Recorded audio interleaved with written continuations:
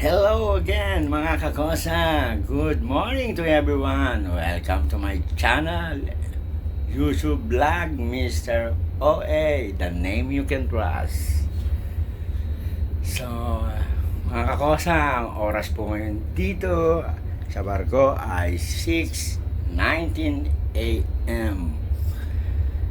Natapos po ang gwardiya ko ay 4 AM. Medyo nag-chika-chika muna kami ni Mrs. 4 na oras po akong gumwardya sa bridge. Madilim, naghihintay kung may tatawid, naghahanap kung may tatawid na barko.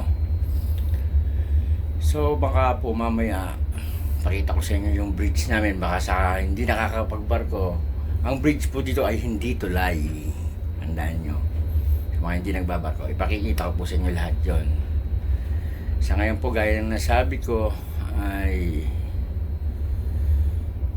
natapos na ako maglinis ng cabin.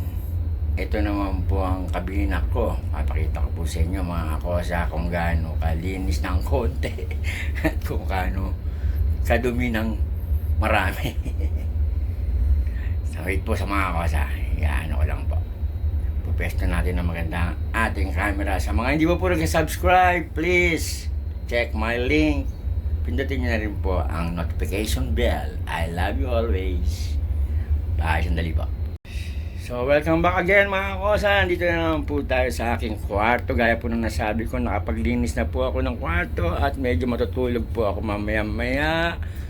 Advance po kayo ng 5 hours sa amin. Ahead po kayo dahil papunta po kami ng Amerika. Daan muna kami sa South Africa, sa Cape Town.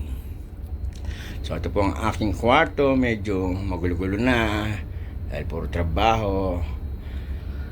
At eto na nga yung mga anik-anik ko. Bumili na po ako, nag-grocery na po ako sa 7-Eleven kanina, alas 12 ng gabi. Bukas pa, kaya 7-Eleven 24 hours open. Nakabili ko ng mga noodles ng konti, binigyan ako, sprinkles, tsaka yung chicharon galing Bulacan, and yung kasoy ko, 2 kilo po yan, made from Antipolo. Binigay ko kay mami yung 1 kg para sa kanya, tsaka yung butcheron. Yan po, masarap ang chicharon sa Pampanga, Bulacan, dahil may halo-halo pong ano yan, laman-laman ng konti, at may konting prutas.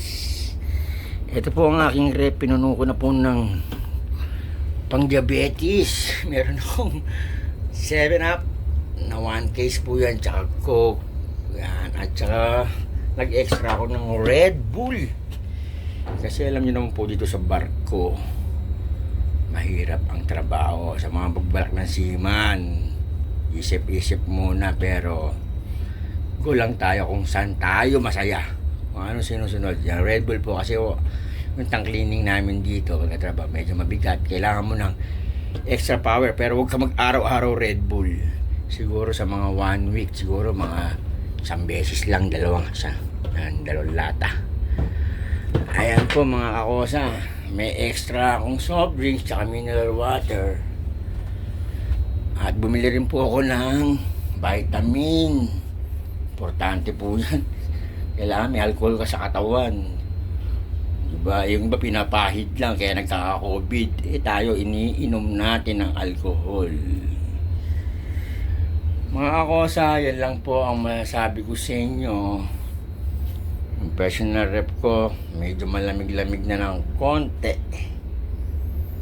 Gaya po yung nasabi ko sa inyo, mamaya pong hapon dito, kasi po ang gwardiya ko po sa madaling araw, 12 midnight to 4 AM. Tapos nag-overtime po ako sa umaga ng 10 AM to 4 PM. Bali 10 hours po yun all in all sa 1 day. 45 days po ang biyahe namin simula Middle East going to America. Kaya medyo mahaba-baba, nakakainip din.